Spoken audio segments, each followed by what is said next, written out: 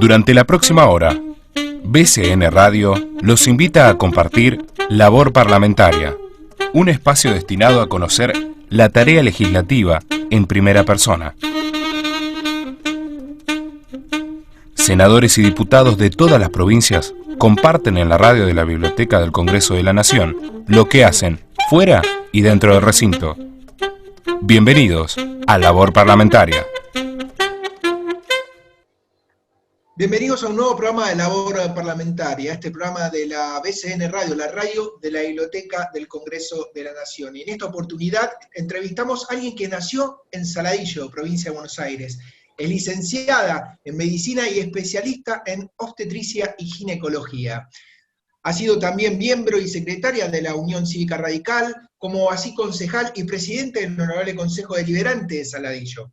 Actualmente es diputada provincial por la 7ª sección electoral y presidenta de la Comisión de Salud de la Cámara de Diputados de la provincia de Buenos Aires. Tenemos el placer de entrevistar en Labor Parlamentaria a la diputada María Alejandra Lorden. Bienvenida, diputada.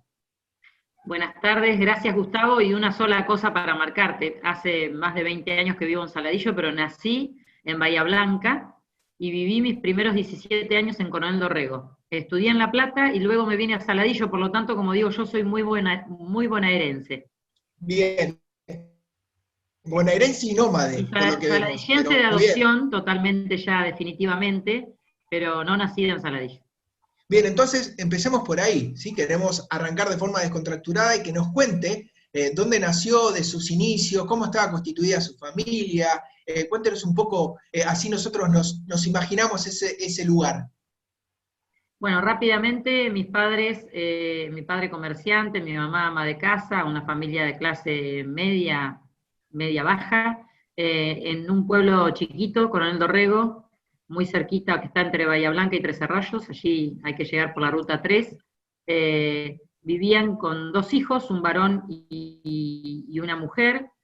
Tuvo 8 años, tuvo lo que se llama un divertículo de Meckel, lo operaron, falleció, mi hermana quedó sola y pidió una hermanita para reponer semejante pérdida, y ahí nací yo, y la verdad es que nací en el Hospital Español de Bahía Blanca, por una cuestión de complejidad nada más, pero siempre viví mis primeros 17 años, primaria y secundaria en Coronel Dorrego, y luego me fui a los 17 años a estudiar medicina a la Universidad Nacional de La Plata.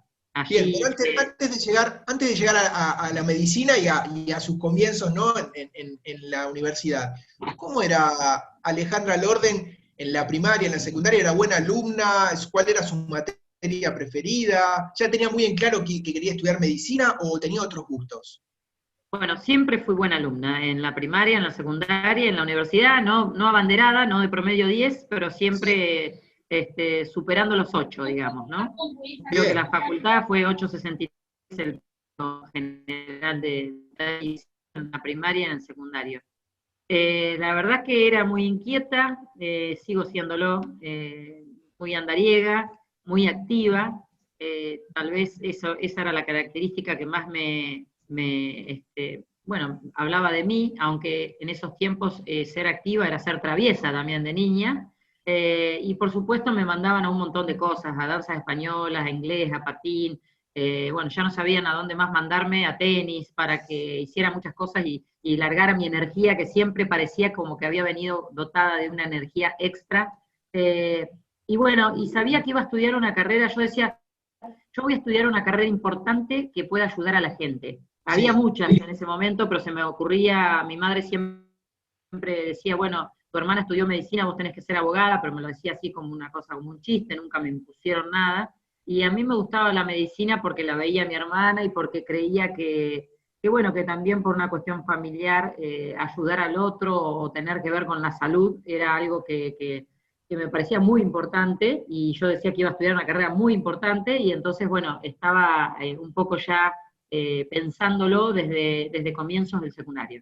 Y entonces llegó la finalización del secundario y la elección de mudarse para poder estudiar la carrera de medicina. ¿Cómo procesaste ese cambio de dejar tu lugar de siempre, de toda la vida, como para poder dar ese paso hacia buscar tu sueño y llegar a obtener el título universitario que deseaba? Bueno, momentos muy duros en ese momento porque nosotros estábamos a 600 kilómetros de La Plata y había un tren, un colectivo que salía a las 10 de la noche y llegaba el otro día a las 8 de la mañana, y no se podía viajar con tanta cercanía o con tanta facilidad como hoy, porque los pasajes eran caros y porque además era toda una noche de viaje. Por lo Claro. tanto me distancié mucho de mi familia y bueno, pero rápidamente me adapté a la facultad. Yo vivía muy cerquita ahí en el barrio Mondongo, 117, 61 y 62, a pocas cuadras de la Facultad de Medicina de La Plata, y Sí. la verdad es que me adapté muy bien, y como te digo, era muy buena estudiante, casi abocada únicamente a sacarme buenas notas en la facultad. ¿Y en su familia, diputada, se hablaba de política cuando era más joven? ¿Siempre estuvo el entorno político dentro de la charla o era algo que no se tocaba? No, mi padre hablaba mucho de política, pero en realidad él no tenía una política partidaria muy clara, muy definida, o por lo menos no me quería contar. Cuando yo le preguntaba cuando era chica a quién había votado, me decía no, porque voy a interferir en tus decisiones y vos tenés que saber a quién vas a elegir, pero siempre me hablaba del valor de la democracia, de la recuperación de la democracia. El otro día contaba, no me acuerdo en qué entrevista que me hicieron, que mi padre se fue a votar cuando yo tenía 16 años, en el 83, de traje y corbata, y yo le dije, papi, ¿qué haces de traje y corbata? Y me dijo, mirá, esto es un evento muy importante, hija, hemos tenido muchas dictaduras, y la verdad que hay que ir a celebrarlo de esta manera, y por eso fui de traje y corbata a votar. Bueno, me Qué linda enseñaba sobre el anécdota, qué valor, lindo. sí, tal cual, sobre el valor de la democracia, sobre el gobierno de Alfonsín, sin ser él radical, me decía del valor de haber recuperado los derechos humanos para los argentinos y lo que había trabajado Alfonsín en ese sentido, más allá de que la economía, mi padre comerciante en esa época con la hiperinflación, no iba bien, y sin embargo él rescataba, a pesar de los problemas económicos que tuvo en esos años, rescataba el trabajo de Alfonsín en cuanto a derechos humanos y por supuesto el valor de haber recuperado la democracia. Diputada en la universidad, participó del centro de estudiantes, empezó su carrera, por decirlo de alguna manera, política en ese contexto y en ese entorno, ¿o fue posterior?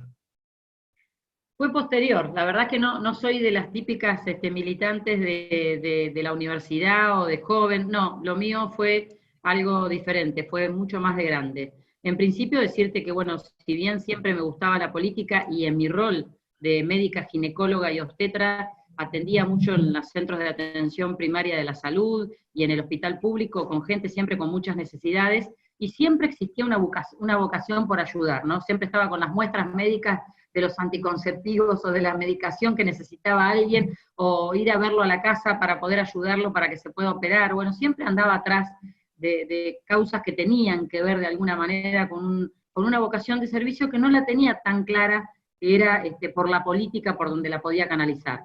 Obviamente casada con una familia de políticos, mi suegro había sido gobernador, diputado nacional, candidato a intendente, diputado provincial. Bueno, la verdad es que claramente se hablaba en mi familia política todo el tiempo de política, y bueno, eso hizo que de alguna manera empezara, y fue mi suegro quien, no recuerdo exactamente en qué año, me invitó muy gentilmente a afiliarme al partido, a la Unión Cívica Radical.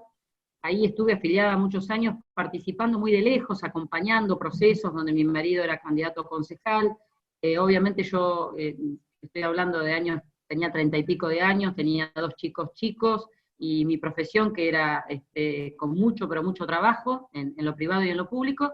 Sí. Y recién cerca de los 40 años se me ocurrió que tenía que incursionar en la política. Esto digo para que a veces las cosas vienen desde muy joven, a veces no, y que bueno, los surgimientos o las pasiones a veces se despiertan de más grande. La verdad es que yo no sabía ni creía que esto me iba a apasionar tanto, y bueno, lo empecé de más grande.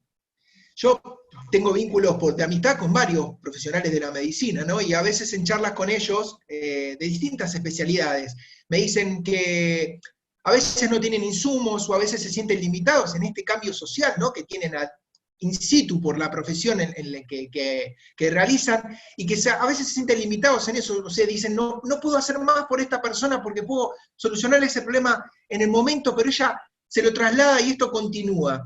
Entonces, a veces mismo digo, ¿ese cambio lo podés generar únicamente en la política, o usted siendo médica y estando en la política puede tener un contexto mucho más amplio y general de lo que es poder realizar un cambio a nivel social y de lo que realmente necesita la gente, puntualmente en lo que es medicina o en asistencia ambulatoria, o como usted lo quiere llamar, que es algo que es una cuenta, digamos, pendiente en un montón de aspectos y quedó muy reflejado ahora con el tema de la pandemia y el coronavirus? Bueno, yo no quiero decir que los únicos que puedan hacer política, porque claramente no son los médicos, pero la medicina es una ciencia social, y la política también es una ciencia social que es la medicina, pero con un universo más grande. Entonces tienen mucha relación, digamos, y por eso te hago el paralelismo de que mi vocación pública y mi vocación por estar con el prójimo viene de la medicina.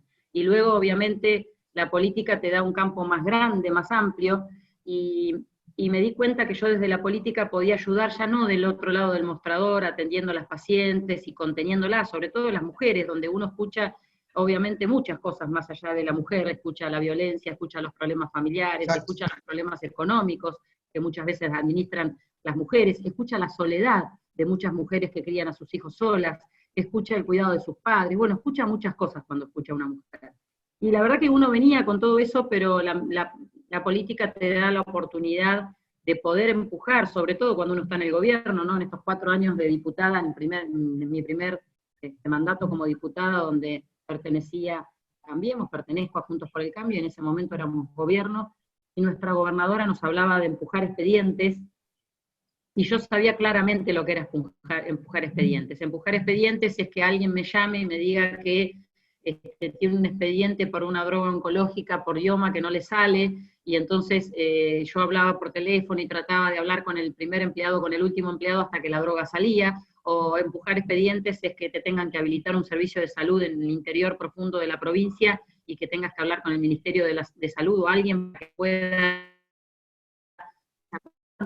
Cuestiones que tal vez no deberían ocurrir o no deberían pedirle a un diputado, pero que lamentablemente la burocracia y las deficiencias que tiene nuestro sistema de salud hacían que todo el tiempo se me demandara empujar expedientes. Y por supuesto también empujábamos expedientes de otros temas que no fueran de salud. Pero creo que ahí hay un paralelismo y algo que se puede trabajar en conjunto y que una visión parecida desde la medicina como ciencia social y desde la política. Doctora o diputada, a veces no sé cómo llamar, y se me mezcla, pero bueno, en este caso ambas cosas. A usted que viene, por decirlo de alguna manera, más allá de sus vínculos familiares y políticos, que viene fuera del palo de la política, ¿no? Y que de repente, como bien nos contaba recién, a los 40 años empezó a meterse en ese mundo, y que hoy quiere hacer transformaciones sociales a través de ese mundo. ¿Qué le hace sentir cuando escucha a alguien en los medios, o un colega médico, o cualquier persona que diga que en la política solamente se pueden hacer negocios y que es solamente un lugar seco? ¿Qué le hace sentir a usted eso? Que imagino que le pone mucha garra y mucho empeño como para poder realmente hacer cambios en lo social. Bueno, primero que tenemos que hacer una autocrítica, digamos, todos los que están en políticas, para que la gente piense únicamente eso, ¿no? Y que en realidad se mete en la bolsa a todos, cuando siempre, en todos, cuando uno habla de la policía, cuando uno habla de los docentes, cuando uno habla de los universitarios, cuando uno habla de los políticos, siempre es muy difícil generalizar, digo, ¿no? Yo creo que claramente en la Argentina y en los últimos 70 años, esa posibilidad de transformarla, esa posibilidad con la que vinieron nuestros abuelos a hacer la patria grande, que realmente se instaló, y en un momento que hubo un crecimiento en la Argentina y que luego decayó, han sido fracaso tras fracaso, y la gente tiene un cierto hartazgo, y ese cierto hartazgo, cierto descreimiento, en realidad tiene que ver con lo que no se pudo hacer desde la política. Y por supuesto, por el otro lado, la corrupción en las escalas, en donde hemos tenido corrupción en la Argentina y en Latinoamérica también. Por supuesto que la corrupción yo creo que existe en el mundo, pero el tema es que a escalas tan grandes, claramente uno piensa o empieza a generalizar y a pensar que los políticos para lo único que sirven es para hacerse ricos, como bien decís vos, y que ninguno tiene vocación y que ninguno tiene la pasión de transformar y que ninguno se mete realmente convencido y se amarga y se angustia cuando el país retrocede, como es en este caso con la pandemia, y la verdad que esto no es así, no es así, y bueno, yo no tenía ninguna necesidad de incursionar en política, mi situación económica era muy buena como médica, mi marido es médico, tenemos solo 2 hijos, la verdad que mi situación económica estaba bien, porque hemos trabajado mucho todo el tiempo, ¿no? A la mañana, a la tarde y a la noche, yo hacía partos, así que a la mañana al hospital y las salitas, a la tarde mi consultorio, a la noche levantarme para hacer un parto, una cesárea, una cirugía, digo, mi marido lo mismo como cirujano, la verdad, mis padres habían trabajado mucho, por lo tanto, con clase media, pero teníamos todo lo que teníamos que tener para estar relativamente bien en este país. Y por eso yo siempre insisto que en realidad mi madre era casi analfabeta, mi padre comerciante, yo pude estudiar y pude tener esa movilidad social ascendente que quiero para toda la sociedad, digo, ¿no? Esta cultura del esfuerzo, del trabajo, que realmente transforme. Y me parece bueno, que queremos transformar y ver la Argentina que soñamos, y que creo bueno, que por supuesto las minorías o las excepciones siempre existen, Sí. pero que tenemos que dar las respuestas que todavía a la sociedad no le venimos dando desde hace muchos años. Ningún partido político ni ningún frente político, ¿no? Perfecto. Diputada, recién tocábamos el tema, y hoy después de 160 días de cuarentena, o, a ver, de esta pandemia, me parece que la palabra no es bien recibida. ¿Cuál es su opinión respecto del comportamiento de la sociedad? Que pareciera que ya no puede más estar encerrada, ¿no? Comparando con la realidad, más allá de que seguimos estando en una etapa u otra, pareciera que esto está lejos de terminar y la sociedad ya no quiere estar más encerrado, quiere hablar de esta pospandemia, de esta posrealidad. ¿Cómo continúa esto, diputada? Bueno, la verdad que obviamente nosotros no tenemos experiencia en nuestra generación de haber vivido una pandemia de estas características, y tendríamos que digo, ahora con el diario del lunes todos empezamos a rever unas cuantas cuestiones que tienen que ver con nuestras respuestas del mundo, digo, ni siquiera solo de la Argentina, pero este virus vino para quedarse un gran tiempo más, ¿no? Seguramente tendremos vacuna, pero no antes de 6, 8 meses, y seguramente la vacuna será primero para los trabajadores de la salud y para los pacientes más añosos y para aquellos que tienen riesgo, y por lo tanto la población vacunada totalmente creo que será fines del año que viene con suerte. Una vacuna que todavía no tenemos la eficacia plena que va a tener y cuánto va a durar esa vacuna. Sí. Entonces, mientras tanto, ¿qué aprendimos? Que vamos a tener que convivir con el virus, que vamos a tener que ser un poquito más tolerantes con el virus. Y eso significa que con muchos cuidados y responsabilidad ciudadana y con los protocolos de barbijo, de aislamiento, de cuidado al personal de riesgo y a las personas mayores, con todo eso vamos a tener que convivir, y es imposible mantener a la gente adentro de sus casas durante más de 6 meses, imposible, y tenerla hasta el año que viene. Imposible desde el punto de vista económico, pero también imposible desde el punto de vista de la salud. Entonces, a mí me parece que el virus va, en vez de ser el centro y ser solo de lo único que hablen los infectólogos, yo lo veo al virus hoy en el centro de una escena donde la mirada tiene que ser absolutamente integral. Y tenemos que hablar de educación y de cómo protocolizar el regreso a clases, porque hay más de 1 millón de alumnos que no se están educando, y sobre todo los que más lo necesitan. Y tenemos que hablar de las enfermedades que no se están atendiendo por el coronavirus, de la gente que no se está atendiendo su cáncer, que no accede o no se anima a viajar para hacerse la radioterapia, o de la gente que no está atendiendo síntomas por otras cosas porque no puede viajar del AMBA a la ciudad, por ejemplo. Y por supuesto lo económico, y la caída abrupta que va a tener nuestro PBI, algunos dicen 13%, otros se animan a decir un poco más. La verdad es que empezar a reconstruir la Argentina en un país donde la moneda que tenemos no es fuerte, en un país donde no tenemos acceso a crédito, en un país donde la única solución es la emisión monetaria, Sí. bueno, me parece que por eso siempre como oposición digo que esto no lo puede hacer nunca un gobierno solo, que esto lamentablemente para el gobierno oficialista, que por ahí podría haber se encaminado sin pandemia, bueno, me parece que hoy necesita sí o sí de todo el arco político, y como también necesita, y con todo el respeto con los infectólogos, de una sociedad científica y de una mirada de la salud mucho más integral que hasta como hace poco tiempo se venía mirando. Diputada, quedó súper claro. Y en cuanto a su labor parlamentaria, en 2015, luego de haber conseguido superar las PASO, ¿sí?, por las listas con los precandidatos a presidente Mauricio Macri, Ernesto Sanz y Elisa Carrió, se presentó como candidata a diputado provincial,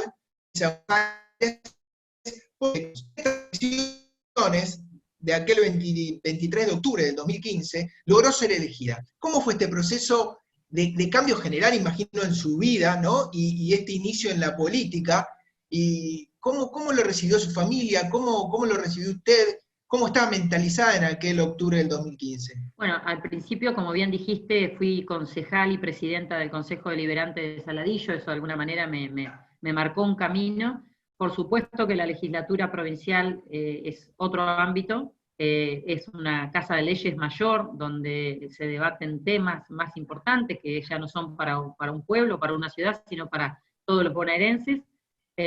Fui presidenta de la Comisión de Salud durante los 4 años que tuvo mi primer mandato, hoy soy vicepresidenta, y la verdad es que pude trabajar muchísimos temas que tienen que ver, sobre todo muchos aportes en la salud, pero también mucho derecho de minoría, mucho violencia de género, medio ambiente, temas sociales, son los temas que más me gustan, aunque obviamente uno tiene en el popurrí y empieza a tener como dirigente político provincial temas que abarcan muchas índoles, ¿no? No solamente las de salud, pero hice un gran aporte y salí de esos 4 años con 9 leyes de mi autoría.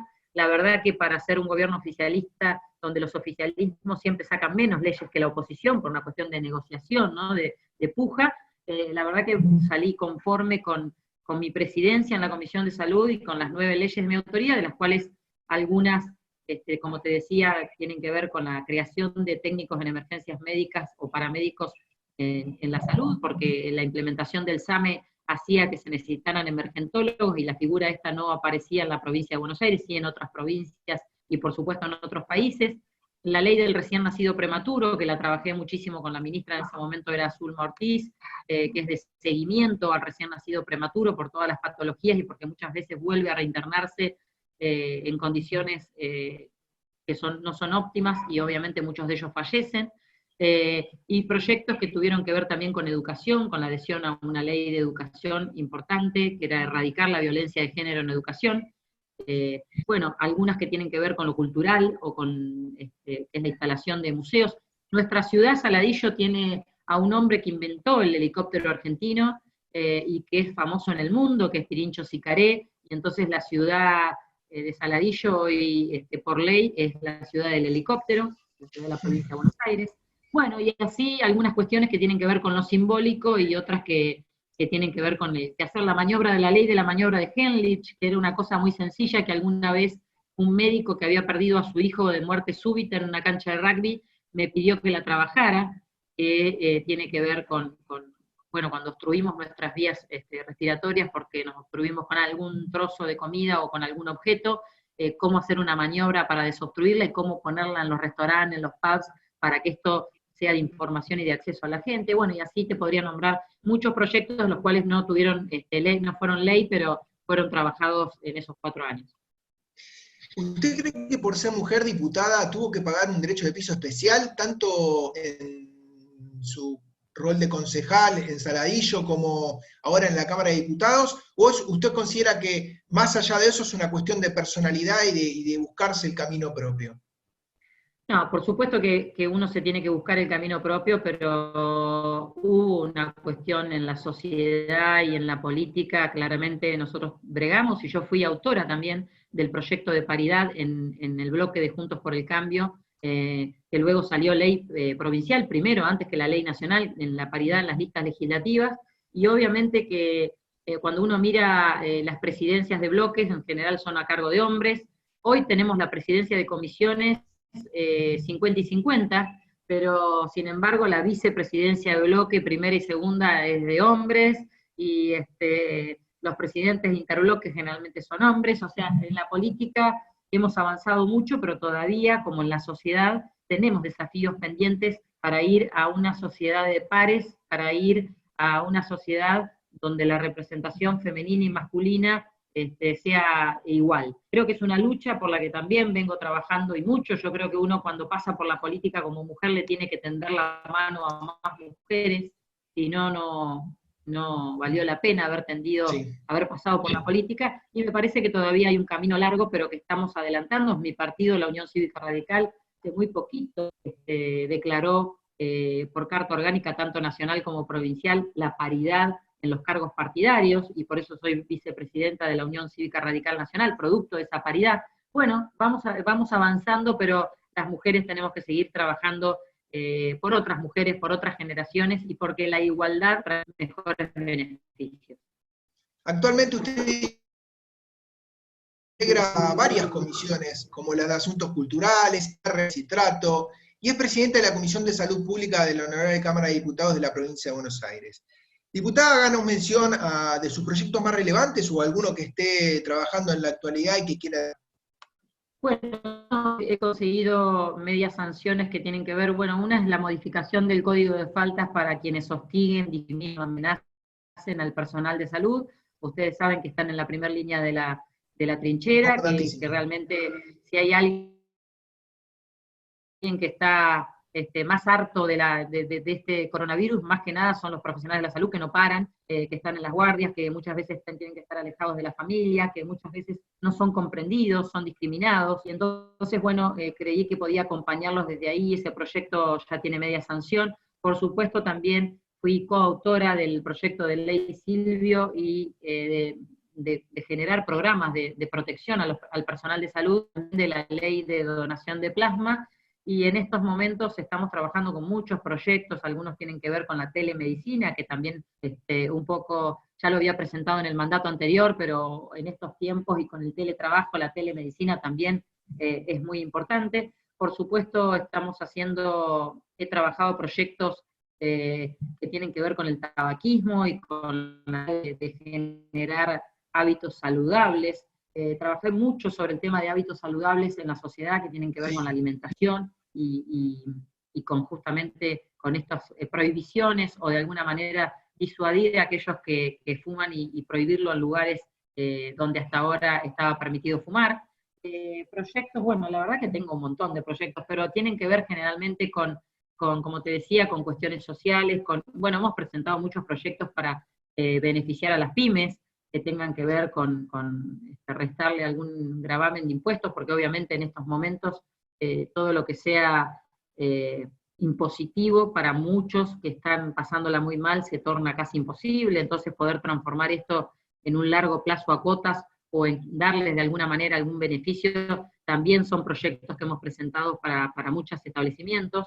Y bueno, y así se podría decir, creo que tengo más de 200 proyectos de ley presentados y proyectos de resolución. Pero si me permite, yo quiero destacar uno, ¿no? Que usted volvió a la carga, ¿sí? Por la ley de acompañantes terapéuticos, que hace varios años, creo que 4 años que reclaman, y la verdad que es muy importante en cuanto a este rol, ¿no? De los acompañantes terapéuticos.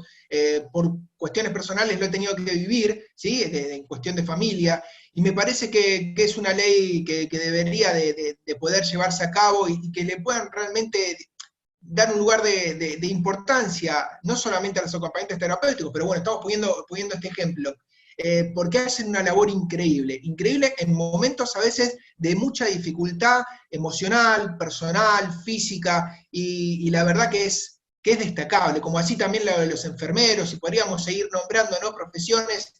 La verdad que es valorable que usted lo pueda tratar de imponer desde la ley, ¿no, diputada? Sí, bueno, son temas que en realidad el acompañante terapéutico existe y ya está trabajando, y de alguna manera trabaja inclusive en la provincia de Buenos Aires por la obra social más importante, que es el idioma. Lo que no está es bien reconocido, y hasta cuándo son, digamos, cuáles son, dentro de qué carrera profesional entra. Ordenar es lo que falta con el acompañante terapéutico. Ordenar, y con un proyecto de ley marco. Ahora me acordaba de otro proyecto de ley que también tiene que ver con la terapia, que es con la equinoterapia, o con la terapia, que también es muy importante, y en la provincia hay un desarrollo importante de centros equinos que han demostrado que realmente pueden rehabilitar personas con distintas patologías. Y bueno, el acompañante terapéutico, como decías vos, es una figura muchas veces mal paga, mal reconocida, que no está dentro del RUP, del Registro Único de Profesionales de la Salud. Y entonces, bueno, un poco dividía en lo que eran técnicos y lo que eran profesionales. Por supuesto, qué formación o qué capacitación valía para poderla homogeneizar, porque si no hay acompañantes que por ahí tienen un cursito de 24 años y otros acompañantes que tuvieron 4 años, Exacto. y era todo lo mismo. Entonces por eso digo que me parece que una ley viene a ordenarlos y a reconocerlos, y vamos a seguir trabajando obviamente para que esta ley definitivamente la tengamos en la provincia de Buenos Aires. Ojalá así sea, pero también quiero destacar, diputada, que junto a otros colegas suyos recibió el premio parlamentario de la Agencia Comunas como una de las diputadas más laboriosas del 2016. Y esto lo quiero destacar no solamente por hacerle un mimo, ¿no?, a usted, sino que también para que nosotros podamos visibilizar y quitar, ¿no?, de esa conciencia popular de que en el Congreso no se trabaja, ¿sí? Puede haber gente que trabaje más y menos como en cualquier otro contexto, pero realmente se trabaja y mucho, y es difícil. Bueno, en realidad en los 4 años del mandato siempre estuve dentro de los primeros 10 legisladores de los 92 diputados con más proyectos presentados. El primer año estuve en el podio de los 92 legisladores y me fueron reconociendo, como decías vos, la revista Comunas y el parlamentario, reconociendo esta labor todos los años. Siempre iba cambiando de lugar cuarta, en lugar quinta, pero siempre con mucha producción de proyectos legislativos y sobre todo muchos de ley, porque no eran todos declaraciones o pedidos de informe, sino que había ahí un material importante en proyectos de ley que fue tomado, como te decía, en el oficialismo, y ahora como oposición ya tengo 2 medias sanciones y en un año con pandemia, así que esto habla de un trabajo importante legislativo, y esto habla también de escuchar a la gente, porque en realidad mis proyectos surgen, hoy acabo de presentar un proyecto de emergencia educativa en la provincia de Buenos Aires, Sí. y estos proyectos hablan de la necesidad de la sociedad, y uno tiene que escuchar a la sociedad. Yo siempre decía, y como concejal también, a pesar de que era presidenta del Consejo Deliberante, tenía una producción de ordenanzas muy importante, decía que uno tiene varias patas cuando uno está como legislador local o provincial, seguramente lo mismo será nacional, y una tiene que ver con la producción de proyectos y otra tiene que ver con la cercanía a aquellos que necesitan esas leyes. Y si uno habla con los acompañantes terapéuticos va a encontrar ahí una necesidad, y si uno habla y recorre los centros de quimioterapia va a encontrar ahí una necesidad, y si uno habla con determinadas ONG va a encontrar ahí la necesidad de que se hable del registro provincial del cáncer, por ejemplo, que el RECAN, que le hacían por ahí con un proyecto de ley también algunas modificaciones, con el tema del cáncer también trabajé mucho, y la otra era visibilizar en la legislatura con jornadas de salud todos estos temas, siempre llamando a las ONG, que son finalmente esa pata que no le corresponde hacer, que muchas veces suple y reemplaza al Estado, el Estado burocrático, el Estado lento, el Estado que no es del todo efectivo, y por eso ellos, más los protagonistas fundamentales de cada proyecto de ley, son los que tienen que estar en las jornadas. Y con esa mirada es un poco más fácil trabajar los proyectos de ley. Diputada, y cambiando rotundamente de tema, este programa pertenece a la Biblioteca del Congreso de la Nación y no podemos dejar de consultarle sobre qué tipo de literatura es la que más consume, si tiene algún autor preferido. No, la verdad es que trato ya últimamente ciencia ficción poco, cuando era un poco más joven tenía estos tiempos, ahora leo mucho lo que tiene que ver con política, globalización, el fin de la pobreza, Sí. el Estado, qué tipo de Estado necesitan los argentinos, bueno, todo y política, y más política que medicina en esa balanza, digamos, pero uno siempre recuerda lo que viene leyendo de joven, ¿no? Y el otro día me preguntaban los primeros libros, digo, mi padre me regaló como primeros libros el diario de Ana Frank, que Sí. también habla de la marginalidad, del racismo, de la discriminación, y un libro que leía siempre era Mi planta de naranja lima de Mauro Vasconcelos, que es un autor brasileño, que también habla de la pobreza, de la marginación. Bueno, evidentemente mi camino de lectura y de pasiones, y mi padre tenía una librería, ¿no? Y ahora que veo ahí tu fondo, recordaba, yo era muy pequeña, y me subían en esas escaleras donde se reponían la mercadería, me subía a la escalera y me pasaba leyendo libros. Yo todos los libros, los cuentos infantiles más conocidos, los leía muchas veces. Y finalmente, después cuando ya me aburría de eso, iba a los manuales Capeluz, que eran los manuales, y me leía el manual de primero, de segundo, de tercero, porque era como que bueno, nada, pasaba horas en la librería y me gustaba justamente mucho leer, creo que eso hizo que tenga hoy pocas faltas de ortografía, la cantidad de lectura. Sí. Y bueno, nada, ojalá alguna vez pueda estar recorriendo y representando ahí también en el Congreso Nacional, es un lugar hermoso y seguramente esa biblioteca debe tener mucho para contar también, ¿no? Así es un lugar que nosotros amamos profundamente. Diputada, como para ir finalizando y agradecerle por la posibilidad que usted nos brindó de conocerla un poco mejor y comentarnos su labor parlamentaria, si no hubiera sido médica y posteriormente política, ¿qué profesión hubiera tenido? ¿Qué le quedó pendiente? O no sé, ¿qué le hubiera gustado ser? Bueno, como te dije, mi madre siempre decía que yo tenía que ser abogada, así que por ahí hubiera hecho abogacía, pero no sé si tal vez por una cuestión de que mi madre lo decía, o porque creo que también desde la abogacía y desde el derecho uno puede ayudar a impartir justicia, por ejemplo. Pero bueno, creo que no hay que quedarse con las ganas de nada. Mirá, y te voy a contar una cosa que es una cosa muy actual. En estos días me anoté para hacer un magíster en ciencias políticas, una carrera que Hermoso. tiene 2 años, que tiene doble titulación por la Universidad del Atlántico de España y también una titulación por una Universidad de México. Así que un poco volviendo a lo tuyo, diciendo, bueno, voy a hacer una maestría en ciencias políticas para coronar, y creo que uno, si tiene ganas y tiempo y le dispone el tiempo a la lectura, me parece que nunca es tarde para empezar a estudiar nada. Yo a todas las que me dicen, ¿te parece que termine el primario a esta edad? ¿Te parece que termine el Siempre. secundario? ¿Te parece que estudie una carrera? Siempre le digo, métanle para adelante, porque nunca el tiempo, la edad cronológica no tiene que ver con las ganas de aprender, y uno siempre puede, por supuesto, cuando uno se pone más grande cuesta un poco más, pero me parece que esas cosas esos gustos hay que dárselos en vida, y todo lo que sea aprender en la vida, hasta el último día, hasta el último respiro, hay que hacerlo. Sin ninguna duda. Diputada Alejandra Lorden, ha sido un placer, ¿sí?, poder conocerla, poder escucharla y poder haber aprendido un poco más sobre su vida y su labor parlamentaria. Muchísimas gracias.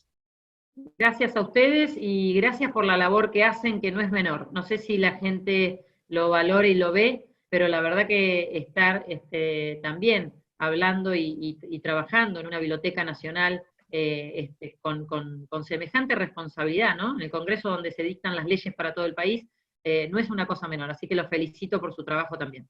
Muchísimas gracias, diputada, por sus palabras. Y quien les habla, Gustavo Fulco, les despide hasta un próximo programa, no sin antes agradecer a quienes hacen posible este programa en la producción: Gabriela Bardanca, Mariana Franchino, Mariana Salas en la conducción de la radio, y a Mariana Cachi y Juan Rodríguez, quienes conducen la subdirección de prensa y difusión. Hasta la próxima semana en un nuevo programa de Labor Parlamentaria. Adiós.